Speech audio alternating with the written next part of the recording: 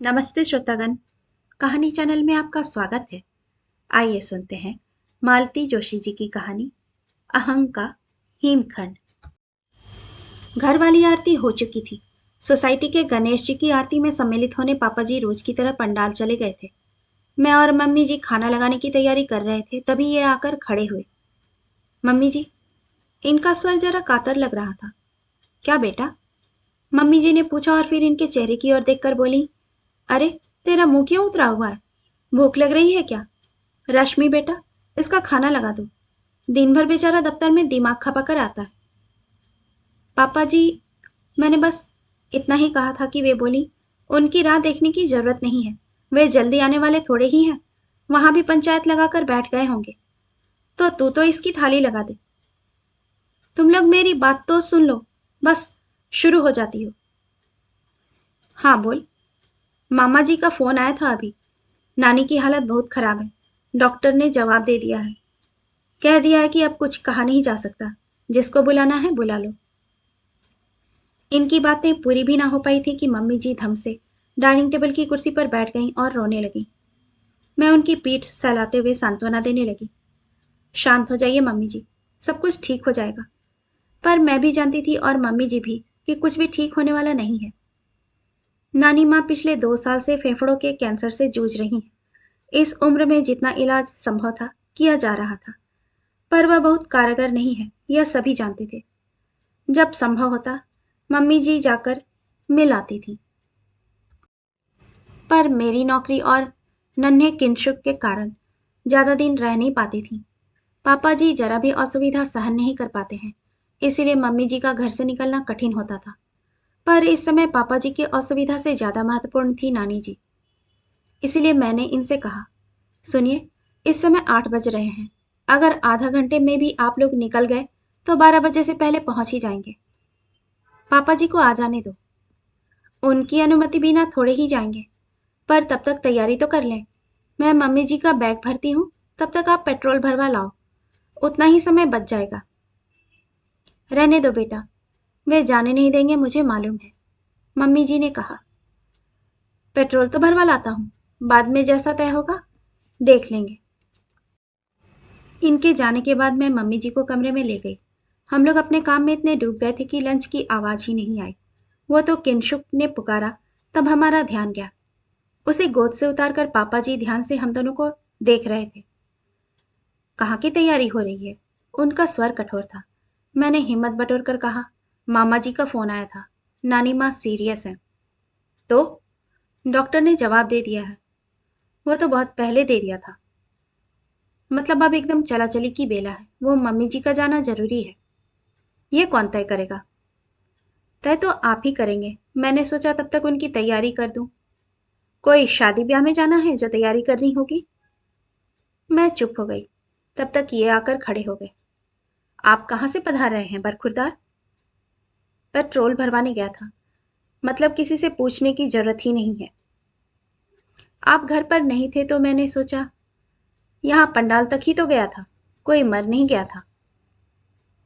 इसके बाद कमरे में सन्नाटा छा गया। केवल मम्मी जी की सिसकियां सुनाई देती रहीं। कुछ देर बाद पापा जी की गर्जना फिर सुनाई दी। अपने मामा से कह दो घर में गणेश जी भी राजे हैं। अनंत चतुर्दशी तक इनका निकलना नहीं हो सकता। उनकी दहशत के बावजूद पता नहीं मुझ में कहाँ से हिम्मत आ गई। मैंने कहा, पापा जी, कायदे में तो आप दोनों को जाना चाहिए, पर कम से कम मम्मी जी को तो भेज दीजिए। यहाँ की चिंता मत कीजिए, मैं सब संभाल लूंगी। ऑफिस से छुट्टी ले लूंगी। उन्होंने आवेश से मुझे घूरा। मेरी हिम्मत जवाब दे रही थी, फिर भी मैं डटी रही। पापा जी, गणेश जी तो अगले साल भी आएंगे, हर साल आएंगे, पर नानी जी दोबारा लौट कर नहीं आएंगी। उनकी आंखों से जैसे चिंगारियां बरस रही थीं। सुबोध, उन्होंने कड़कती आवाज में पुकारा। इन्होंने धीरे से मेरा हाथ पकड़ा और लगभग खींचते हुए मुझे बेडरूम में ले गए। दरवाजा खड़काते हुए बोले, तुम थोड़ी देर चुप नहीं रह सकती? मैंने अपने आप को बहुत अपमानित महसूस किया। कहा, हाँ, मैं चुप नहीं रह सकती। अगर मैं चुप रह गई तो कल मेरे साथ भी वही होगा जो मम्मी जी के साथ हो रहा है, परसों मेरी बहू के साथ। ये बहू कहाँ से आ गई? अभी बेटा जमीन से निकला नहीं है। कभी तो बड़ा होगा, मैंने गोद में बैठे किंशुक को दुलारते हुए कहा। सारा नाटक देखकर बेचारा सहम गया था।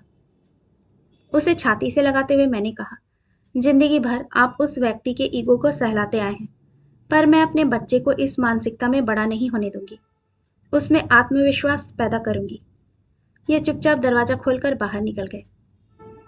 दूसरे दिन की सुबह बहुत बोझिल थी। घर में एक अदृश्य तनाव व्याप्त था, एक बेचैनी थी। मम्मी जी की मनस्थिति का अंदाजा इसी से लगाया जा सकता था कि उनका हर काम गलत हो रहा था। सुबह उनकी चाय उफन कर गैस पर गिर गई थी। पूजा घर की झाड़ू लगाते समय पता नहीं कैसे झाड़ू चौकी पर रख ली। माचिस पूजा के लोटे में जाकर गिर गई थी।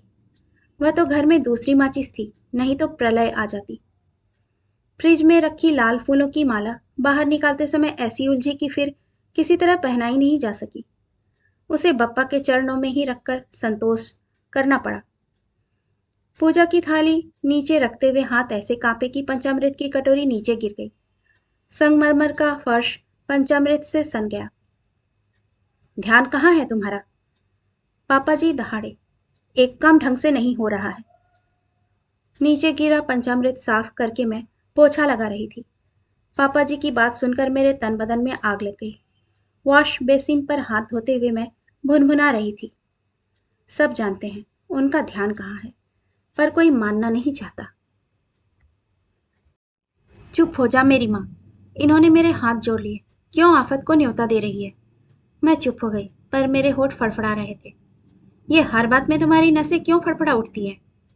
क्योंकि आपकी नहीं फड़फड़ाती। अरे एक बार तो माँ के पक्ष में आवाज उठाते। घंटों की आवाज शुरू हो गई थी। ये आरती के लिए आमंत्रण था। हम दोनों बेमन से ही सही जाकर खड़े हो गए। किसी तरह आरती की औपचारिकता पूरी की हुई। पापा जी कपड़े बदलने अपने कमरे में चले गए। पूजा में वे रेशमी धोती पहनते हैं, फिर सोसाइटी के गणेश जी की आरती में कुर्ता पहनकर सम्मिलित होते हैं। उनका हर काम नियमबद्ध समयबद्ध होता है। आरती के बाद ये अपना लैपटॉप लेकर डाइनिंग टेबल पर जम गए थे। रविवार था, ऑफिस जाने का झंझट नहीं था। मम्मी जी वहीं हथेलियों में सिर दिए बैठी थी। वातावरण बड़ा गमगीन हो रहा था। उसे थोड़ा हल्का करने की गरज से मैंने कहा, मम्मी जी आप बिल्कुल चिंता न करें, सब कुछ ठीक हो जाएगा। अब क्या ठीक होगा? उन्होंने एक निश्वास के साथ कहा। मैंने भगवान जी को अल्टीमेटम दे दिया है कि अगर नानी माँ मम्मी जी से मिले बिना चली गई तो कभी भी आपकी आरती नहीं करूंगी। वाह, क्या धमकी दी है। भगवान जी बेचारे तो डर ही जाएंगे। इन्होंने फवत्ती कसी। भगवान जी से लड़ाई नहीं करते बेटा, मम्मी जी ने थके स्वर में कहा। जब इंसान पर बस नहीं चलता तो भगवान की शरण में जाना ही पड़ता है ना। जब वे हमारी कोई इच्छा पूरी करते हैं तो हम उन्हें प्रसाद भी तो चढ़ाते हैं। तो अगर कोई इच्छा पूरी ना हो तो हमें उनसे कुछ कहने का भी हक होना चाहिए। पागल। मम्मी जी ने मेरे गाल पर एक हल्की सी चपत लगाते हुए कहा। उनके होठों पर एक हल्की सी मुस्कान थी। उनके आंसू भीगे चेहरे पर मुस्कान ऐसी लग रही थी जैसे ओस भीगी सुबह में हल्की धूप आ गई है। सुबोध, ये सिरफिरी लड़की कहाँ से ब्याह लाया तू? आपकी ही पसंद है, इन्होंने लैपटॉप पर नजरें गड़ाए हुए कहा। मुझे लगा वे आगे कहेंगे, मेरी पसंद को तो आपने खारिज कर दिया था, अब भुगतो। खैर, पापा जी के सामने यह सब कहने की इनकी हिम्मत नहीं थी। यह सब मेरे ही दिमाग की उपज थी। दरअसल एक पुरानी बात याद आ गई थी। शादी के दूसरे ही दिन रिश्ते की एक चाची सास ने कान में फुसफुसाकर कहा था, लाडो, तुम्हें बहुत ही एहतियात और सब्र से काम लेना होगा।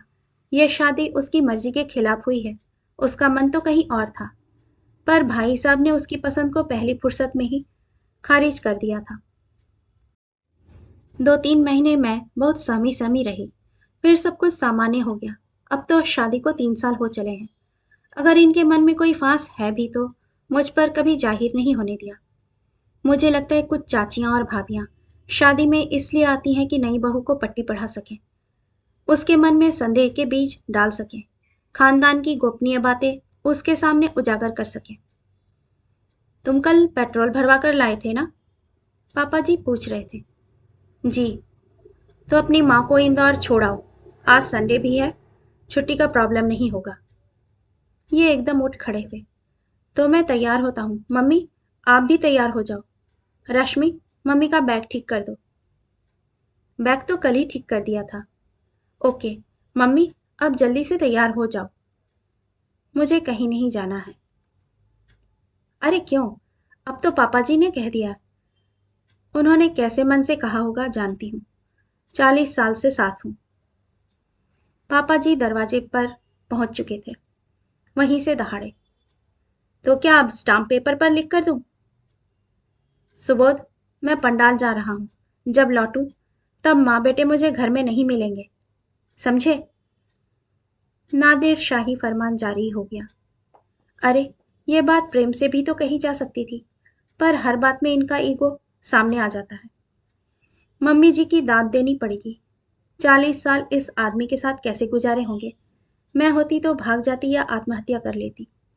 इन्हें लौटने में रात के 8 बज गए। स्वाभाविक ही था कि थक गए थे और उदास तो खैर थे ही। नानी माँ कैसी है? मैंने पूछा। बस सांस चल रही है और होश में है। सबसे अच्छी बात कि उन्होंने मम्मी को पहचान लिया। नाम लेकर बुलाया, गालों पर बालों पर हाथ फेरा। जाना सार्थक हो गया। और लोग भी आए होंगे। पूरा खानदान इकट्ठा हो गया है। कानपुर वाली मौसी, जबलपुर वाले मामा, बड़े मामा दिल्ली से मेरे साथ ही पहुंचे थे। मम्मी के साथ चाचा चाची रतलाम से आ गए हैं। मम्मी की मौसी, नानी की छोटी बहन भी बरेली से आई हैं। इतनी बुजुर्ग हैं, नाती को साथ लेकर आई हैं। मुझे सुनकर अच्छा लगा। होनी तो खैर टलने वाली नहीं थी, पर यही संतोष था कि इस दुख की घड़ी में मम्मी जी अकेली नहीं होंगी, पूरा परिवार उनके साथ होगा। सुबह 5 बजे का अलार्म लगाकर मैं उठी, फटाफट नहा लिया, फिर नाश्ते का इंतजाम किया। ऑफिस था तो टिफिन की तैयारी की। सबकी चाय बनाकर थर्मस में डालकर टेबल पर रख दी। फिर पूजा की तैयारी में जुट गई। पापा जी कमरे से बाहर आए तो उन्हें चाय देते हुए मैंने कहा, पापा जी, वैसे तो मैंने सारी तैयारी कर दी है, पर एक बार आप देख लें। सुबोध उठ गया क्या? ना उठा हो तो आवाज दे दो। ये आंख मलते हुए बाहर आए। पापा जी बोले, आज पूजा तुम कर लेना, मैं निकल रहा हूं। अभी निकल जाऊंगा तो फ्यूनरल तक पहुंच जाऊंगा। फ्यूनरल? हम दोनों ने एक साथ पूछा। हाँ, रात 11 बजे फोन आ गया था। तो आपने हमें जगाया क्यों नहीं? उतनी रात जगाने का कोई मतलब नहीं था। वैसे ही तुम दिन भर के थके हुए थे। मैं साथ चलूं? नहीं, अभी कल ही तो आए हो। फिर आज ऑफिस भी है। ये लोग भी यहाँ अकेले रह जाएंगे। एक काम करो, मुझे टैक्सी स्टैंड तक छोड़ दो। बस के चक्कर में नहीं पड़ूंगा। जी, बस अभी फ्रेश होकर आता हूँ। इनके भीतर आते ही मैंने सारी हिम्मत बटोरते हुए कहा, पापा जी, मैं आपको ऐसे नहीं जाने दूंगी। मुंह में कुछ डालना ही होगा। नाश्ता तैयार है। वहां आप पहुंचेंगे माहौल अलग होगा। खाना शाम तक हो पाएगा। आपको दवाइयां भी लेनी होती हैं। आश्चर्य, उन्होंने मना नहीं किया। इनकी चाय के साथ मैंने उनका नाश्ता लगा दिया। कहा, मम्मी जी जल्दी में गई हैं, उनकी भी गोलियां एक बार देख लीजिए। चाय पीकर इन्होंने पापा जी का बैग उठाया और गाड़ी निकालने चले गए। पापा जी जैसे ही उठे, मैंने प्रणाम किया। बोले, ऐसे में प्रणाम नहीं करते। सॉरी, आप अपना ख्याल रखिएगा। वे कुछ देर शू रैक के पास खड़े रहे। बोले, तुम्हारा धन्यवाद करना चाहता हूँ। स्वर ऐसा था मानो कह रहे हो तुम्हारा कोर्ट मार्शल करना चाहता हूँ। मैं धड़कते दिल से अगले वाक्य की प्रतीक्षा करती रही। तुमने मुझे जीवन भर के लिए एक अपराध बोध से बचा लिया। तुम्हारा तरीका बेशक गलत था, पर इरादा नेक था, इसलिए माफ किया। और वे एकदम पलट कर चल दिए। इतनी बड़ी आत्मस्वीकृति के बाद उन्हें मेरे सामने खड़े होने से संकोच होगा। लेकिन मैं आनंद विभोर हो गई। Thank you Bappa, thank you very much, मैंने हाथ जोड़कर कहा। 1 इंच भर ही सही, हिमखंड पिघला तो। कहानी सुनने के लिए आपका धन्यवाद।